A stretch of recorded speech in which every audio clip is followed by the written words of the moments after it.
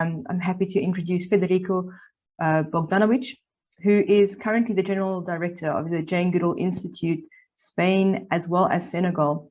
And Federico is an anthropologist and primatologist who actually started volunteering with the Jane Goodall Institute, Spain in 2007.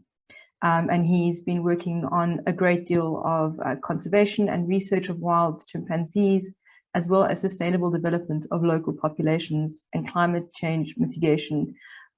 So we're excited to introduce you to some of the work that he's doing in Senegal, and also introduce you to some of the work that's being conducted in our other African countries as well with the Jane Goodall Institute.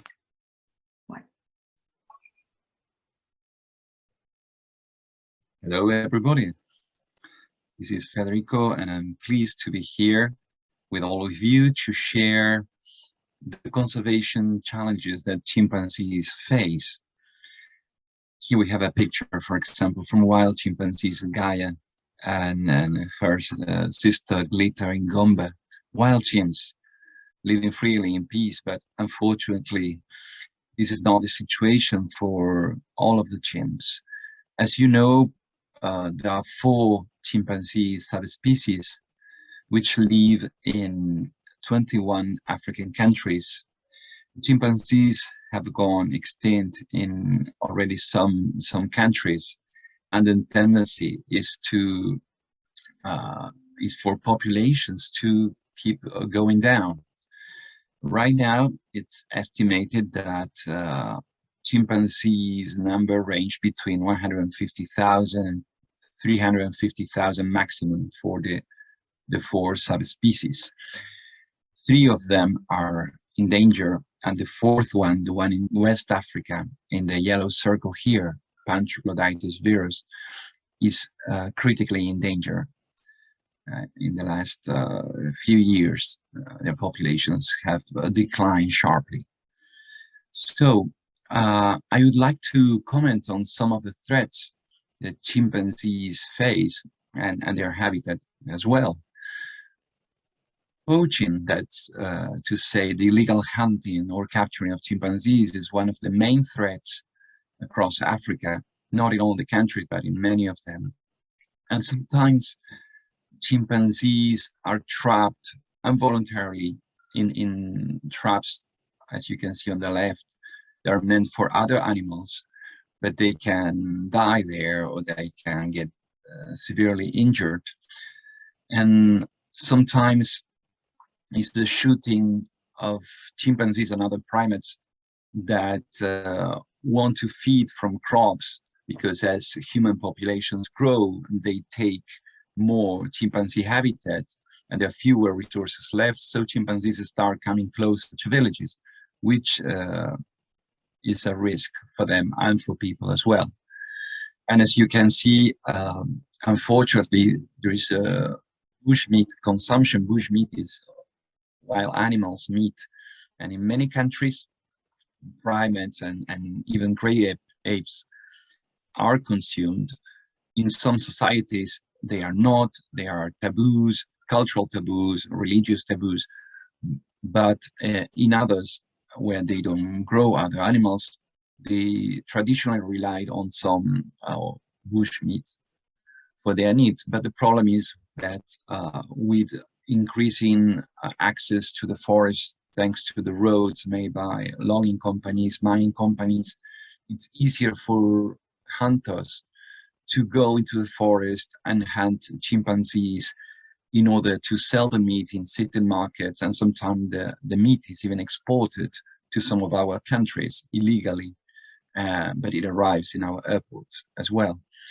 So what I also want to propose, since you are there, is what we can think about, what we can do about it. And I will give you some of the ideas that JGI is implementing along with other organizations, and maybe also you can come up with ideas and write them in the chat or send them by email or put it on the social networks, because everybody is invited to collaborate and to give their ideas.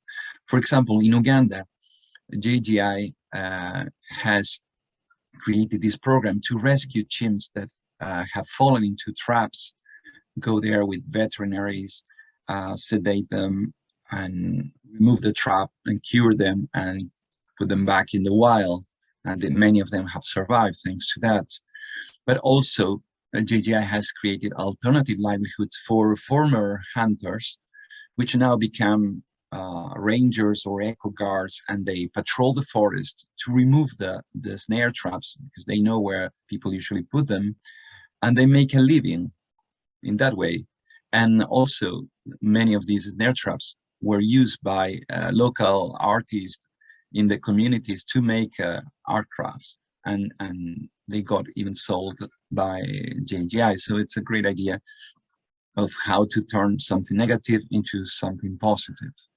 Also, we have to look for the prevention of human-chimpanzee conflicts, as their populations, the human population comes closer to chimp habitat, and they start coming closer. They may raid some crops, and we have to think of alternatives for people and also for chimpanzees to keep that distance, and wonder always why. Why is this happening?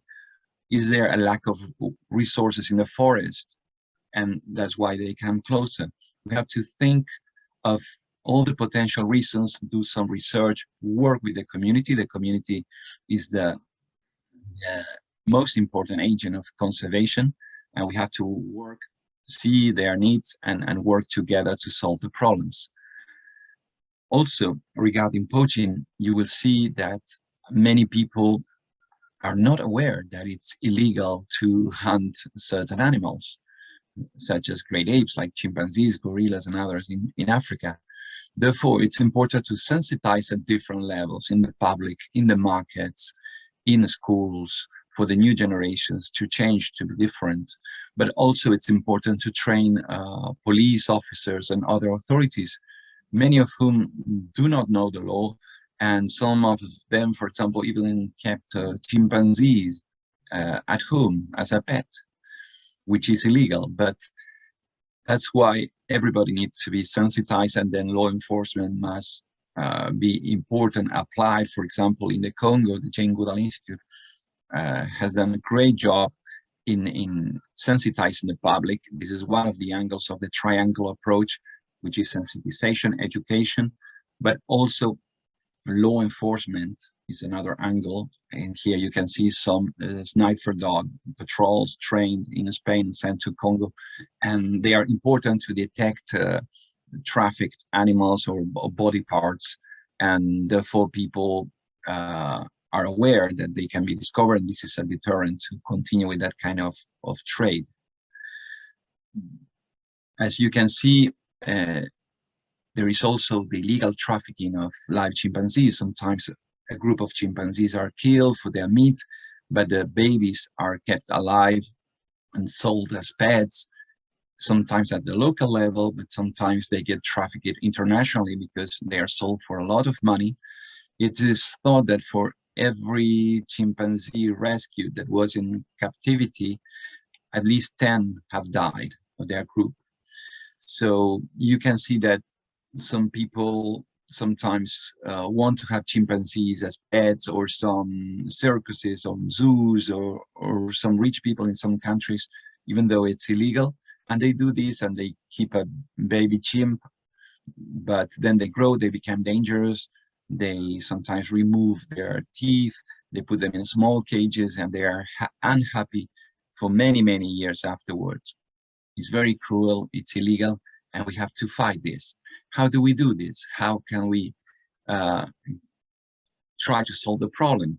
First thing is confiscation, along with authorities, and rescue these captive chimpanzees that are victims of illegal trafficking, as we do in Chimpunga in Congo with the JGI team there. You see they come with traumatized and many health problems. They are rehabilitated and they are put together with other chimpanzees to learn more about their natural repertoire of behaviors. And when it's possible, after several years, they are released into more natural environments, and we are planning reintroductions as well. This is a very long and difficult process, but we try to give chimpanzees a second chance, the chance that our own species took from them. Another thing we can do is promote law enforcement and dismantle these trafficking networks. But at our own level, in our own countries, we have to be aware of not promoting the exotic pet trade by just posting images of chimpanzees and people at home, or you can see here, for example, some people trying to sell baby chimps. Here, an orangutan that comes from Asia and a baby chimp that comes from Africa. You see, this is part of the trade.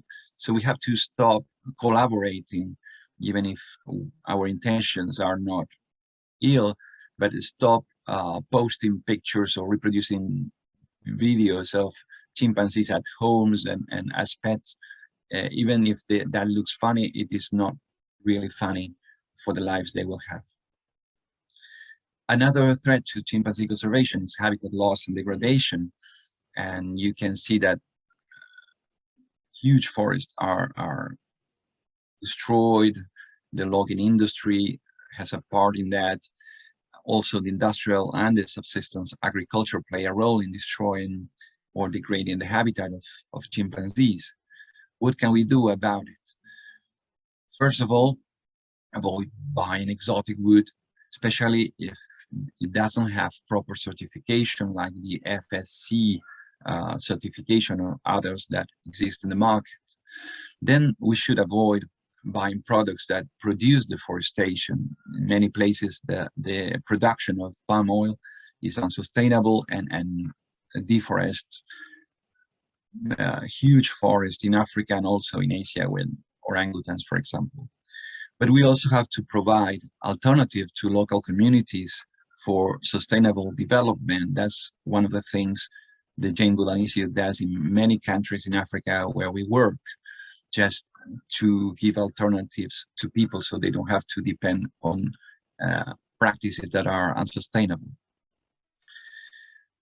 What else can we do about it? We can reforest chimpanzee corridors, plant more trees, and create buffer zones also for people, for the future generations, and sensitize them and monitor forests and threats, as the Jane Goodall Institute does in Tanzania or Senegal.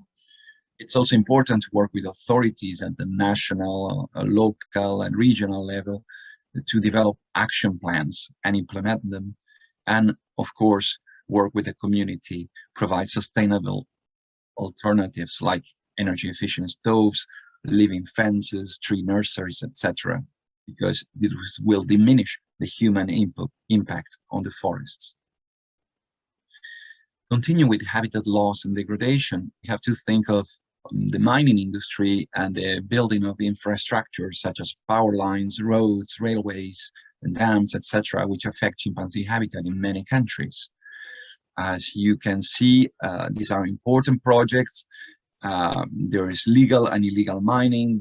Both things have to be controlled. Illegal mining has to be abolished, also because it contaminates water sources. There's a lot of work to do.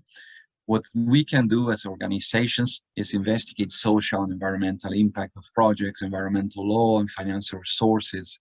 We have to denounce what is not correct. And as citizens, we can create petitions and raise a critical mass to protest against that. But also, as individuals, we can reduce the demand for certain minerals like coltan and cassiterate and others that are in our mobile phones. So we need to learn to recycle our mobile phones and use them the longer we can, and sensitize other people about the raw materials that are in our technology. Here you have a picture of the campaigns that the Jane Goodall Institute does for the Mobile Recycling Day, for example. Speaking of habitat loss, we have to think of climate change that is produced especially by countries in the developed world because of the amount of greenhouse gases we emit, and also bushfires. As the temperature increases, are more common. They destroy the vegetation, they affect flowering, they affect the availability of food resources. So what JGI does is, for example, sensitization on fire prevention and control. We give equipment to people, we do fire breaks, we carry out climate change mitigation projects. And also, for example, in Senegal, we are teaching people to make biocharcoal with straw in order not to cut trees for charcoal, which is illegal, but people don't have gas or electricity to cook, so they need a sustainable alternative. A third threat is diseases or zoonoses. That's to say, chimpanzees are very similar to us. Over 90% of their DNA is common to ours, just like ours. So they can get infected from our diseases and vice versa.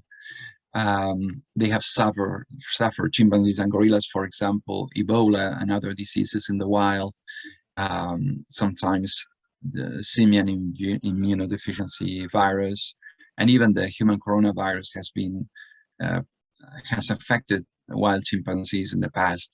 So we have to be very careful about that and about how we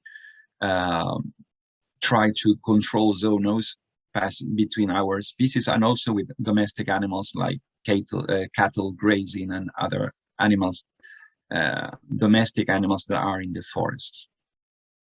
That's why we need to sensitize people on zoonoses to prevent it, to avoid bushmeat consumption, which can bring many diseases to the human population as well. Provide alternative water sources, because if people and chimpanzees are drinking from the same stream that is a source of zoonotic diseases, and also can provoke conflicts and attacks from chimpanzees to people. We have to have strict protocols for research when we are in the field, and also for great ape tourism to prevent this transmission of diseases. And we need to biomonitor the chimpanzees' behavior to see what's happening, and also their health. That's why JGI, for example, builds water wells to prevent this contact between chimpanzees and people. Well, I hope you have some more ideas to help us, or you can join some of the proposals we have here, and then you can find also on the JGI web pages in your countries. Thank you for your attention, and we count on you to make a difference for the conservation of our closest living relatives. Thank you.